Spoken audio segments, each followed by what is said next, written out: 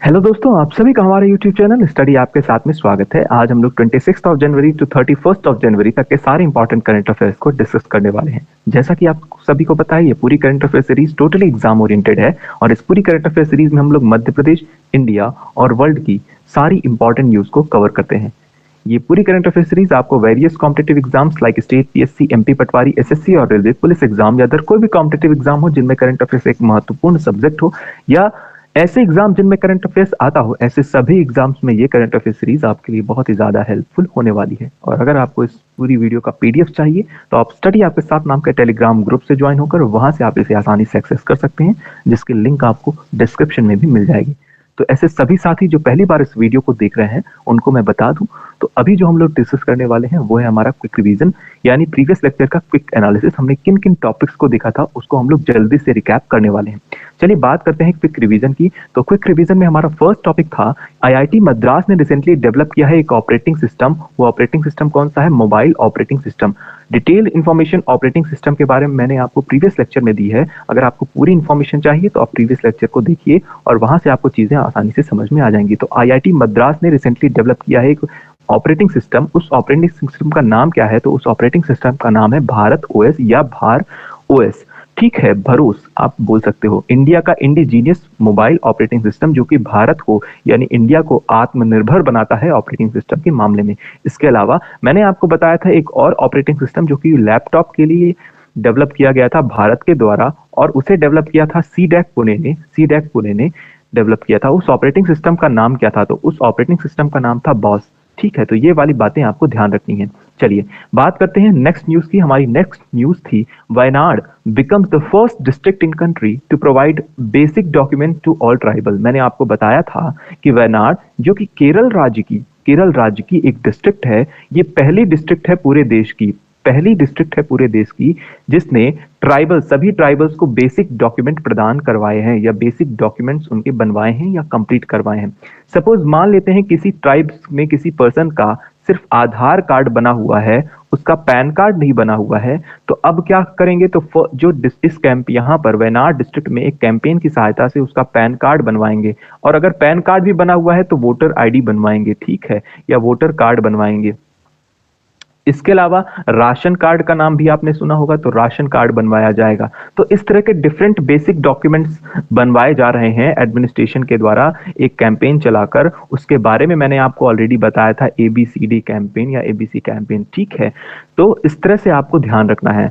चलिए बात करते हैं नेक्स्ट न्यूज की। हमारी नेक्स्ट न्यूज थी, इंडियन एयरफोर्स ने कंडक्ट किया एक एक्सरसाइज करने वाली है जिसका नाम क्या है? प्रलय। तो प्रलय एक्सरसाइज कहाँ की करने वाली है इंडियन एयरफोर्स? तो वो है नॉर्थ ईस्ट रीजन में करने वाली है। तो आपको ध्यान क्या रखना है, इंडियन एयरफोर्स कंडक्ट करने वाली है एक एक्सरसाइज जिसका नाम है प्रलय। किस रीजन पर? तो नॉर्थ ईस्ट रीजन में करने वाली है। इसके बारे में भी मैंने आपको डिटेल इंफॉर्मेशन प्रीवियस वीडियो में दी है। चलिए बात करते हैं नेक्स्ट न्यूज की। नेक्स्ट न्यूज है हासिम आमला जो कि साउथ अफ्रीका के एक क्रिकेटर हैं, फेमस क्रिकेटर हैं। उन्होंने क्रिकेट के सभी फॉर्मेट से रिटायरमेंट अनाउंस कर दी है। तो रिटायरमेंट अनाउंस की है किसने? साउथ अफ्रीका के एक क्रिकेटर, कौन है? हासिम आमला ने। इसके अलावा इंडिया के पर्सपेक्टिव से एक न्यूज मैंने आपको बताई थी, वो है सानिया मिर्जा जो कि एक टेनिस प्लेयर है, इंटरनेशनल टेनिस प्लेयर हैं। इन्होंने भी रिटायरमेंट अनाउंस कर दी है रिसेंटली। तो रिसेंटली इन्होंने भी रिटायरमेंट अनाउंस कर दी है। तो ये वाली बातें आपको ध्यान रखनी है। चलिए बात करते हैं हमारी नेक्स्ट न्यूज की। हमारी नेक्स्ट न्यूज है, इंडिया ने सरपास किया है चाइना को to become most populous country in the world. तो आज के टाइम पर सबसे ज्यादा पॉपुलेशन किस देश में है, किस देश में सबसे ज्यादा जनसंख्या निवास करती है? तो वो है इंडिया। इसके पहले अगर यह प्रश्न आता, इसके पहले यह प्रश्न क्या था? तो इसके पहले most populous country in the world कौन सा देश था? चाइना था। तो चाइना को पराजित करते हुए या चाइना को सरपास करते हुए इंडिया बन गया है most populous country in the world. चलिए बात करते हैं हमारी नेक्स्ट न्यूज की। नेक्स्ट न्यूज या नेक्स्ट टॉपिक में हमने डिस्कस किया था नेशनल वोटर्स डे के बारे में। नेशनल वोटर्स डे कब मनाया जाता है? तो नेशनल वोटर्स डे मनाया जाता है 25 जनवरी को मनाया जाता है। 25 ऑफ जनवरी को ये प्रत्येक साल मनाया जाता है, और ये 2011 से प्रत्येक साल मनाया जा रहा है। यानी 2011 से लगातार नेशनल वोटर्स डे मनाया जा रहा है। और ये कौन सा एडिशन था, यह प्रश्न भी अक्सर पूछा जा सकता है। तो ये आपको ध्यान रखना है, ये 13th एडिशन था।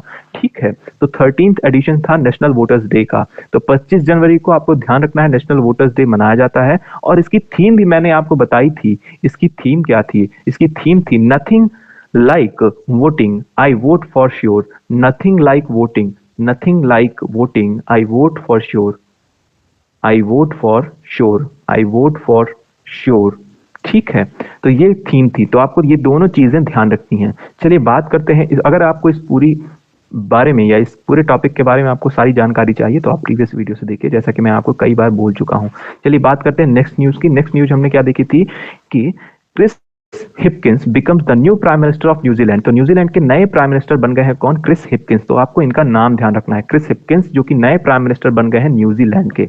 इसके अलावा अगली न्यूज हमने देखी थी मध्य प्रदेश से रिलेटेड। तो मध्य प्रदेश से रिलेटेड अगली न्यूज थी कि भोजपुर टेम्पल। भोजपुर टेम्पल ये कहाँ है? तो मध्य प्रदेश के रायसेन जिले में ये एक टेम्पल है, भोजपुर टेम्पल। भगवान शिव जी का एक टेम्पल है जो कि मध्य प्रदेश के रायसेन जिले में है। इसे एक अवार्ड दिया गया और वो अवार्ड क्या था? बेस्ट मेंटेन्ड एंड दिव्यांग फ्रेंडली मॉन्यूमेंट कैटेगरी अवार्ड। दिव्यांग फ्रेंडली मॉन्यूमेंट कैटेगरी अवार्ड किस टेंपल को दिया गया? तो भोजपुर टेंपल रायसेन को दिया गया है। तो ये वाली बातें आपको ध्यान रखनी है। इसके अलावा मैंने आपको कई टेंपल्स अलग अलग करवाए थे कई जगह पर, मध्य प्रदेश के डिफरेंट स्थान पर या अलग अलग स्थान पर कई नए टेंपल्स का भी इनॉग्रेशन किया जाने वाला है और बहुत ही जबरदस्त टेंपल्स बनाए जा रहे हैं। जैसा कि मैंने आपको बताया था सन टेंपल के बारे में। सन टेंपल कहाँ बनाया जा रहा है या बनकर तैयार भी हो गया है? ये कहाँ? ग्वालियर जिले में। तो ग्वालियर जिले में सन टेंपल या सूर्य मंदिर। इसके अलावा राजा रामलोक, राजा रामलोक, राजा रामलोक ये कहां पर है? तो ये है आपका ओरछा जिले में। ओरछा जिले में राजा राम मंदिर को ही अब कहा जाएगा राजा रामलोक। इसके अलावा मैंने आपको बताया था भीलट देव मंदिर। तो भीलट देव हिंदी में लिख देते हैं, चलिए भीलट देव मंदिर, भीलट देव मंदिर ये कहाँ है? तो भीलट देव मंदिर ये है आपका बड़वानी में। ठीक है, तो इस तरह से कई नए मंदिर का इनॉग्रेशन किया जा रहा है। इसके बारे में आपको डिटेल इंफॉर्मेशन चाहिए तो आपको प्रीवियस वीडियो से देखनी है। कई और टेंपल्स के बारे में मैंने करवाया है, आप सारी इंफॉर्मेशन प्रीवियस वीडियो से जाकर देख सकते हैं। तो चलिए हम लोग अब बात करते हैं आज के करंट अफेयर्स की, यानी कि अगले 5 दिन या 6 दिन के करंट अफेयर्स के बारे में। चलिए, तो हमारी फर्स्ट नंबर की न्यूज जो कि ऑलरेडी एग्जाम में पूछी जाने वाली एक न्यूज होने वाली है। जैसा कि मैंने आपको बताया G20 समिट। G20 समिट का फुल फॉर्म क्या है? इसका मतलब ग्रुप 20 यानी कि ग्रुप 20 है ना, 20 देशों का एक समूह की एक मीटिंग होती है ना। और ये कहाँ होने वाली है? तो ऑलरेडी मैंने आपको बताया था, ये पूछा जा चुका प्रश्न है, न्यू दिल्ली में ये की जाने वाली है ये मीटिंग। चलिए बात करते हैं G20 न्यूज में अभी रही है तो इसकी सभी मीटिंग्स इंडिया के डिफरेंट जगह पर होने वाली हैं। तो all meetings are under the presidency of G20 by India. चलिए बात करते हैं इसकी डिफरेंट मीटिंग्स कहाँ कहाँ होने वाली हैं। तो पहली मीटिंग है first meeting of youth 20 group. Youth 20 group की पहली मीटिंग कहाँ होने वाली है? गुवाहाटी में होने वाली है। तो आपको ध्यान क्या रखना है? यूथ 20 गुवाहाटी। इसके अलावा G20 environment meeting, G20 environment meeting ये कहाँ होने वाली है? बेंगलुरु में होने वाली है। इसके अलावा बिजनेस 20 या B20 इंसेप्शन मीटिंग कहाँ होने वाली है? गांधीनगर गुजरात में होने हुई है। कब?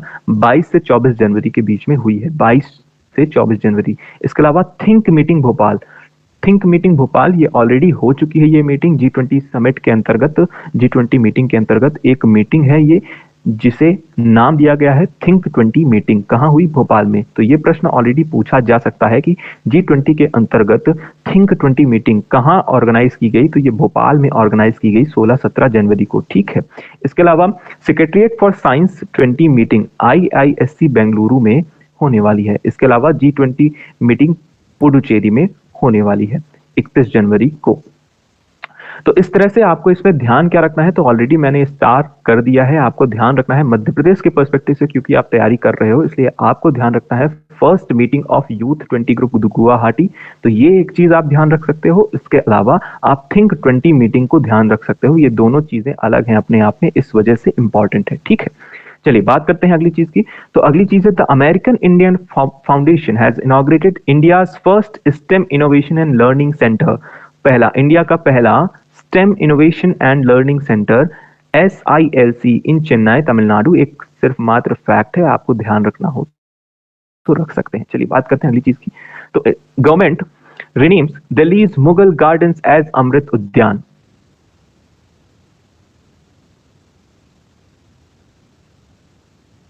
देखते हैं क्या है। तो गवर्नमेंट ने रिनेम किया है, एक नया नाम रखा है दिल्ली के मुगल गार्डन का। दिल्ली में एक मुगल गार्डन है, उसका नया नाम क्या रख दिया गया है? अमृत उद्यान। अब ये मुगल गार्डन है कहाँ, इसके बारे में भी हम लोग देख लेते हैं। तो चलिए बात करते हैं हिंदी से ही। तो केंद्र सरकार ने 28 जनवरी को नई दिल्ली के राष्ट्रपति भवन में ये मुगल गार्डन है। तो राष्ट्रपति भवन में एक गार्डन है, राष्ट्रपति भवन में एक गार्डन है, उसका नाम क्या था पहले? मुगल गार्डन, जिसका नया नाम बदल कर क्या कर दिया गया है? अमृत उद्यान कर दिया गया है। आपको एज इट इज इतना ही ध्यान रखना है कि राष्ट्रपति भवन में एक मुगल गार्डन हुआ करता था, जिसका नया नाम क्या कर दिया गया है? अमृत उद्यान कर दिया गया है। अमृत उद्यान क्यों कर दिया गया है अमृत उद्यान? सिंपल सी बात है, क्योंकि हम लोग आजादी का अमृत महोत्सव सेलिब्रेट कर रहे हैं। इस वजह से 75th year of independence celebrate करने वाले हैं या कर रहे हैं, इस वजह से हर चीजें अमृत से रिलेटेड होने वाली हैं, ठीक है। तो अमृत उद्यान कर दिया गया है नया नाम, आपको सिर्फ इतना ध्यान रखना है। इसके अलावा एक और चीज की गई थी प्रीवियसली, केंद्र सरकार ने पिछले साल दिल्ली के प्रतिष्ठित राजपथ का नाम बदलकर कर्तव्य पथ कर दिया था। तो रिसेंटली राजपथ का भी नया नाम कर दिया गया था, क्या? कर्तव्य पथ। ऑलरेडी हमने ये वाली बात कवर की है, आपको सिर्फ इतना ध्यान रखना है। पूरी स्लाइड में सिर्फ आपको ये दो चीजें ध्यान रखनी है। इसके अलावा बात करते हैं अगली न्यूज की। अगली न्यूज जो कि बहुत इंपॉर्टेंट है, मध्य प्रदेश के डिफरेंट एग्जाम्स में ये पूछा जा सकने वाला प्रश्न होने वाला है, ठीक है। तो आप 5 स्टार लगा सकते हैं या कहीं अलग से आप नोट डाउन कर सकते हैं।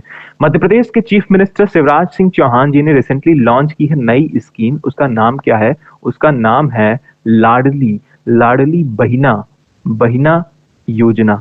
लाडली बहिना योजना। आपको लग रहा होगा ये कैसी स्कीम है, तो ये स्कीम अपने आप में इंपॉर्टेंट है, आपको सिर्फ इतना ध्यान रखना है। लाडली बहिना योजना करके एक नई स्कीम लॉन्च की है, क्योंकि अभी के टाइम पर बहुत सारी स्कीम लॉन्च कर रहे हैं। कौन? हम सब, हमारे प्रदेश के मामा शिवराज सिंह चौहान जी। तो कई तरह की नई स्कीम्स लॉन्च हो रही हैं, तो उन स्कीम्स को हम लोग कवर करते हुए चलेंगे। तो रिसेंटली लाडली बहिना योजना ये लॉन्च किया गया है मध्य प्रदेश की चीफ मिनिस्टर शिवराज सिंह चौहान जी के द्वारा। तो इसके बारे में भी हम लोग थोड़ा सा देख लेते हैं। चलिए बात करते हैं, हिंदी से ही पढ़ लेते हैं। मध्य प्रदेश के मुख्यमंत्री शिवराज सिंह चौहान ने कहा है कि उनकी सरकार राज्य में आर्थिक रूप से कमजोर पृष्ठभूमि की महिलाओं को 1,000 रुपए प्रतिमाह प्रदान करने के लिए एक नई योजना शुरू करेगी या करने वाली है। जहां इस साल के अंत में विधानसभा चुनाव होने हैं, 5 साल में इस योजना पर 60,000 करोड़ रुपए खर्च किए जाएंगे। आपको ये सब कुछ नहीं ध्यान रखना है, सिर्फ आपको इतना ध्यान रखना है कि ये जो लाडली बहिना योजना है ये किन्हें दिया जाएगा। तो ये पर्टिकुलर ये जो स्कीम है, तो इस स्कीम के तहत जो आर्थिक रूप से कमजोर महिलाएं होती है ना, आर्थिक रूप से कमजोर महिलाएं, सिंपल सी बात है, मैं लिख देता हूं, आर्थिक रूप से कमजोर महिलाओं को 1,000 रुपए प्रति माह, ध्यान रखना है, प्रति माह दिए जाएंगे। अब आपने सुना होगा ऐसी बहुत सारी स्कीम्स है जिनमें साल भर में कुछ अमाउंट दिया जाता है, लेकिन ये जो पर्टिकुलर स्कीम है लाडली बहिना योजना, इसमें मुख्यमंत्री शिवराज सिंह चौहान जी ने कहा है कि आर्थिक रूप से कमजोर महिलाओं को 1,000 रुपए पर मंथ दिए जाएंगे, यानी कि पूरे साल में 12,000 रुपए दिए जाएंगे, ठीक है। तो सिंपल सी बात, आपको यही ध्यान रखना है। चलिए बात करते हैं।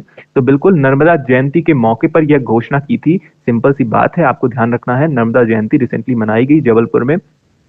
और लाडली बहना योजना, इसमें हर पात्र परिवार की बहन के खाते में हर माह 1,000 रुपए डाले जाएंगे ताकि वह आर्थिक रूप से सशक्त हो सके।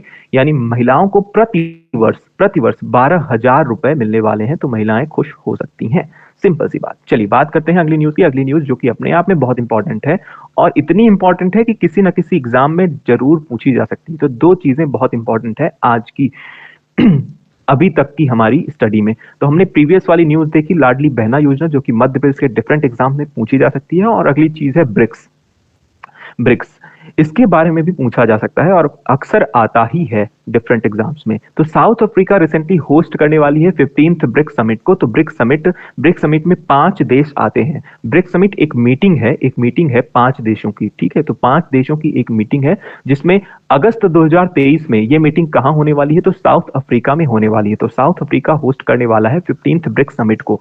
ध्यान क्या रखना है आपको? ध्यान इसमें से 3 चीजें रखनी है। पहली चीज क्या? 2023 में जो ब्रिक्स समिट होने वाली है वो कहां होने वाली है? वो साउथ अफ्रीका में होने वाली है। अगली चीज, इसका एडिशन आपको ध्यान रखना है, 15th नंबर की ब्रिक्स समिट होने वाली है, ठीक है। 2023 BRICS summit South Africa host करने वाली है, आपको ये वाली बात ध्यान रखनी है। मैं बोल रहा हूं कई बार ये एग्जाम में प्रश्न पूछा जाता है, क्योंकि प्रीवियस जैसे हुआ था 14th नंबर की किसने होस्ट की थी, यानी 2022 की किसने होस्ट की थी, फिर 2021 की किसने होस्ट की थी, तो इस तरह से प्रश्न पूछे जाते हैं, इस वजह से आपको ध्यान रखना है। मैं ऑलरेडी आपको बताऊंगा, आप परेशान नहीं हो, आपको चीजें याद हो जाएंगी। अब बात करते हैं ब्रिक्स के फुल फॉर्म की। तो ब्रिक्स का जो हमारा फुल फॉर्म है उसके बारे में भी हम लोग देख लेते हैं। तो ब्रिक्स का हमारा फुल फॉर्म है ब्राजील, बी से ब्राजील, आर से रशिया, फिर इंडिया, फिर चाइना और साउथ अफ्रीका। और ये जो आपको फ्लैग दिख रहे हैं ना, ये फ्लैग भी इन्हीं कंट्रीज के हैं। तो ये है आपका ब्राजील, ब्राजील, ये हो गया आपका रशिया, रशिया, ये हो गया आपका इंडिया, ये हो गया आपका चाइना, चाइना, और ये हो गया आपका साउथ अफ्रीका, साउथ अफ्रीका। तो 2023 में कहां हुई मीटिंग, तो 2023 में साउथ अफ्रीका में होने वाली है। 2022 में कहां हुई होगी, तो 2022 में हुई थी चाइना में। और 2021 में कहां हुई थी, तो 2021 में हुई थी इंडिया में। और उसके पहले कब, तो 2020 में कहां हुई, रशिया में। और 2019 में कब, कहां हुई, ब्राजील में। तो आप इस तरह से याद रख सकते हैं। तो बिल्कुल 20 से 19 से आप अभी ध्यान रखिए, 19, 20, 21 ये ईयर के नाम में ध्यान रखना है। 21, 22 और 23, 23 की कहां होगी, एस यानी लास्ट, साउथ अफ्रीका में होने वाली है। अब हम लोग बात करते हैं ब्रिक्स या ब्रिक जो फाउंड हुआ था, ये जो ब्रिक फाउंड हुआ था ये कब फाउंड हुआ था, तो ये 2006 में ये फाउंड किया गया था। इसके अलावा 2010 में साउथ अफ्रीका को भी इंक्लूड कर लिया गया इस मीटिंग में या इस समिट में, ठीक है। तो आपको ध्यान ये वाली बात रखनी है। चलिए बात करते हैं अगली चीज की। तो अगली न्यूज है नोवाक जोकोविक, नोवाक जोकोविक, ये जो डी है इनका साइलेंट है, ध्यान रखना है, डी साइलेंट है, ठीक है। तो Novak Djokovic won Australian Open 2023 title. अपने आप में बहुत इंपॉर्टेंट न्यूज है। तो ये हमारी third very very important news. आपको लग रहा होगा हर एक चीज इंपॉर्टेंट है इसमें क्या, बिल्कुल। अभी तक हमने तीन स्लाइड में तीनों चीजें बहुत इंपॉर्टेंट है, आपको ध्यान रखना है। तो पहली चीज हमने देखी थी थिंक 20 भोपाल, वो आपको ध्यान रखना है। इसके अलावा सेकंड न्यूज हमने देखी लाडली बहना स्कीम, वो भी ध्यान रखना है आपको। 1,000 रुपए प्रति माह दिए जाएंगे आर्थिक रूप से कमजोर महिलाओं को, यानी साल में 12,000 रुपए दिए जाएंगे आर्थिक रूप से कमजोर महिलाओं को। इसके अलावा तीसरी चीज हमने क्या देखी, ब्रिक्स समिट 2023 15th नंबर की कौन होस्ट करने वाला है, साउथ अफ्रीका। और नेक्स्ट न्यूज है हमारी नोवाक जोकोविक से रिलेटेड। नोवाक जोकोविक जो कि ऑस्ट्रेलियन ओपन टाइटल को इन्होंने जीत लिया है। अब ये जो ऑस्ट्रेलियन ओपन टाइटल है, ये टाइटल किस गेम से रिलेटेड है, इसके बारे में मैं आपको थोड़ा सा बताता हूं। तो आपने सुना होगा नाम लॉन टेनिस का, लॉन टेनिस का, लॉन टेनिस का नाम आपने सुना होगा।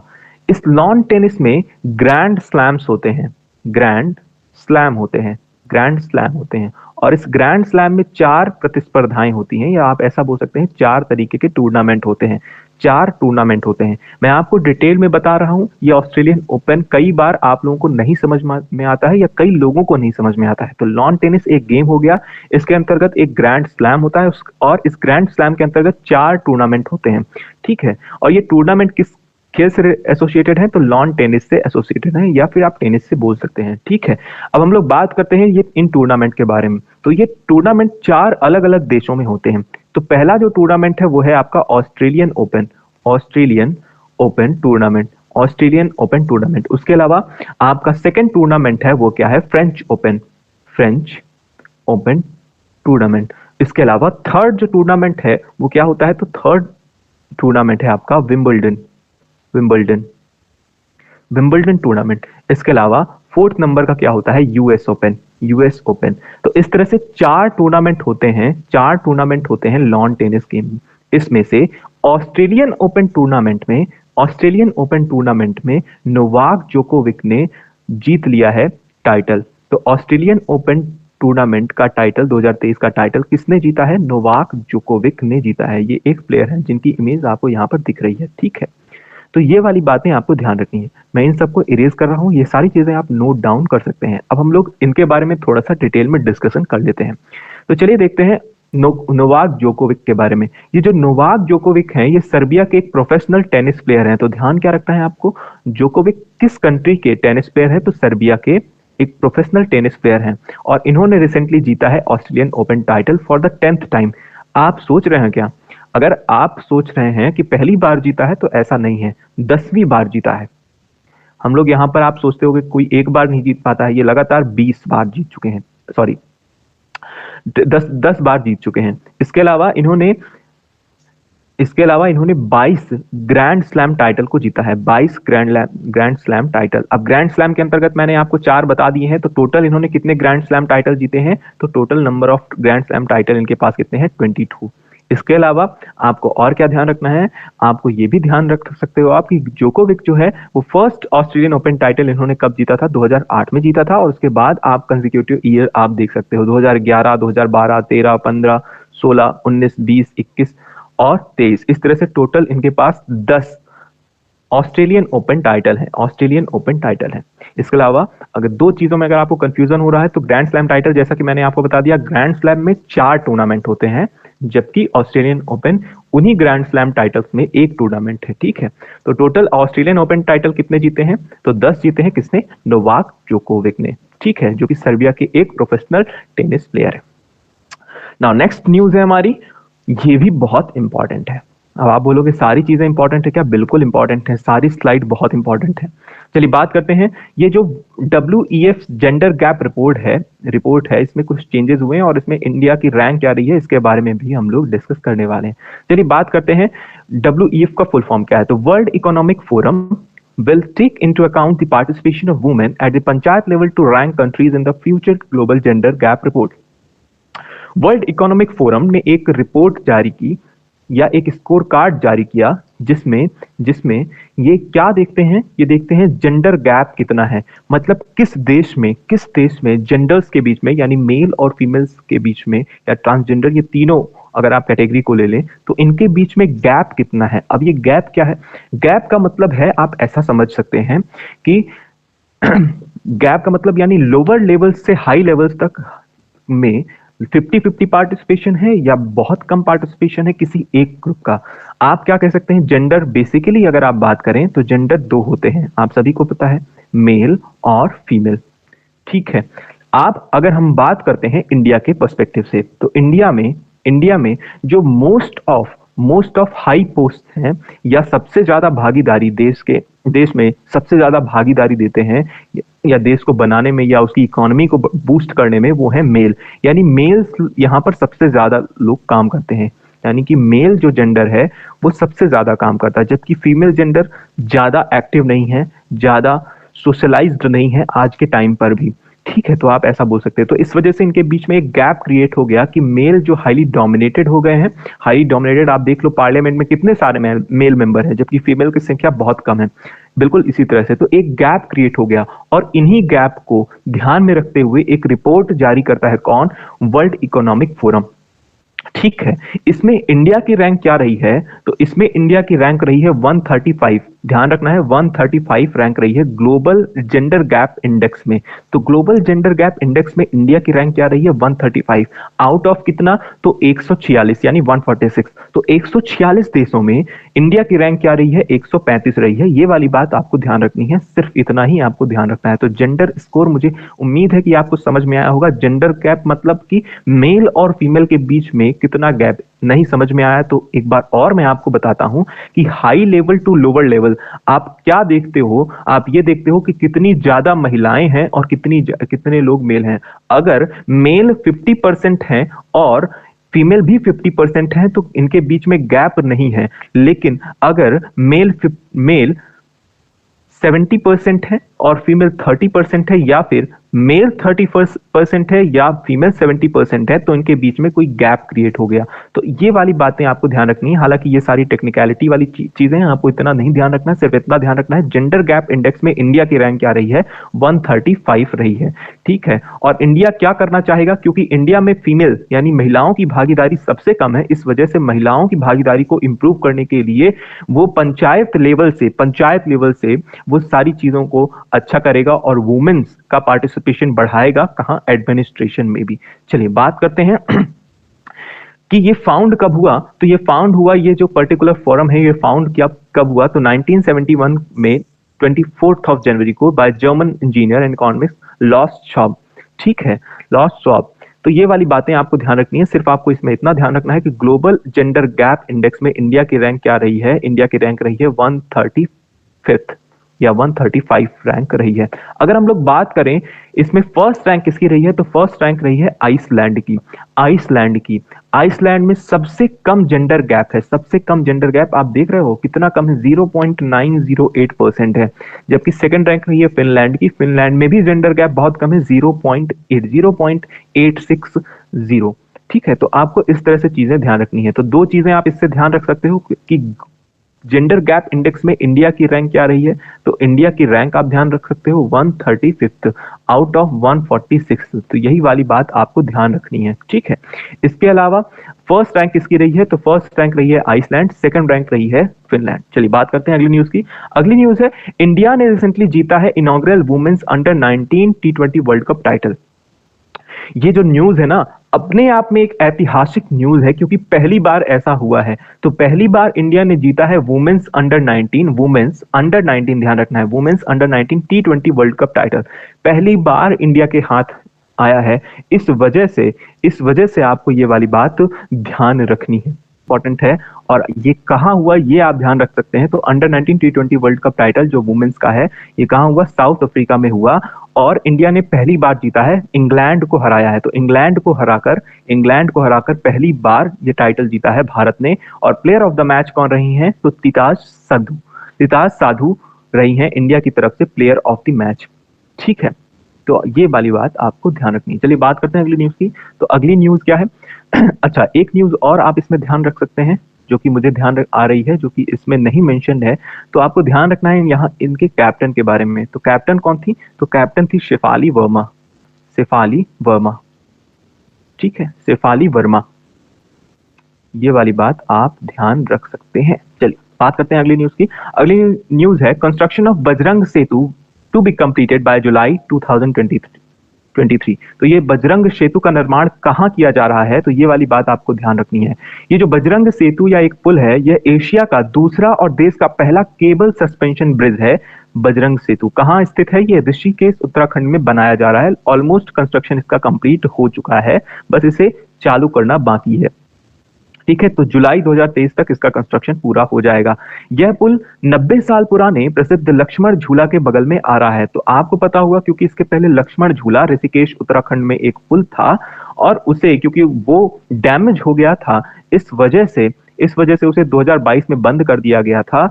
और उसी के बगल में एक और ब्रिज, नया केबल सस्पेंशन ब्रिज बनकर तैयार हो गया है। उसका नाम क्या है, बजरंग सेतु। यही वाली बात आपको ध्यान में रखनी है। ठीक है, यही सारी चीजें आपको इंग्लिश में मिल जाएगी। तो बजरंग सेतु कहां पर, तो आपको ध्यान रखना है ऋषिकेश उत्तराखंड। एक बहुत ही जबरदस्त लोकेशन है, आपको ध्यान रखनी है। चलिए बात करते हैं आज के प्रैक्टिस क्वेश्चन की। आज आपका प्रैक्टिस क्वेश्चन है, where will sun temple built in Madhya Pradesh. Madhya Pradesh में सूर्य मंदिर कहाँ बनाया जा रहा है या कहाँ स्थित है। तो आपकी सही ऑप्शन आपको इनमें से चुनना है और आपको जवाब देना है कहाँ पर, कमेंट सेक्शन में। इसके अलावा आपका सेकंड क्वेश्चन है, नेशनल वोटर्स डे कब सेलिब्रेट किया जाता है। तो नेशनल वोटर्स डे कब सेलिब्रेट किया जाता है, इसके बारे में आपको बताना है। इसका जवाब भी आप मुझे कहाँ दे सकते हैं, कमेंट सेक्शन में दे सकते हैं। इसके अलावा अगर आपको कोई भी टॉपिक्स में किसी भी तरह की समस्या है, आपको नहीं समझ में आता है, तो आप मुझे इन सोशल मीडिया हैंडल्स के माध्यम से जुड़कर, चाहे वो इंस्टाग्राम हो, चाहे टेलीग्राम हो, चाहे फेसबुक हो, कहीं पर भी आप मुझसे जुड़कर आप मुझसे अपने सवाल कर सकते हैं। और अगर आपको एक अच्छा फीडबैक देना है इस सेशन से रिलेटेड, तो वो आप यूट्यूब कमेंट सेक्शन के माध्यम से दे सकते हैं। इसके अलावा आपका एक अच्छा सपोर्ट हमें तब मिलता है जब आप हमारे वीडियो को ज्यादा से ज्यादा अपने दोस्तों में शेयर करते हैं और हमें लगातार अप्रिशिएट कर सकते हैं और हमारे साथ लगातार बने रहते हैं। इसके अलावा आप इस वीडियो को ज्यादा से ज्यादा अपने दोस्तों में शेयर कीजिए। हम लोग फिर से मिलेंगे अपने नेक्स्ट लेक्चर में, तब तक के लिए आप सभी अपना ख्याल रखिए। Thank you, tata, bye bye.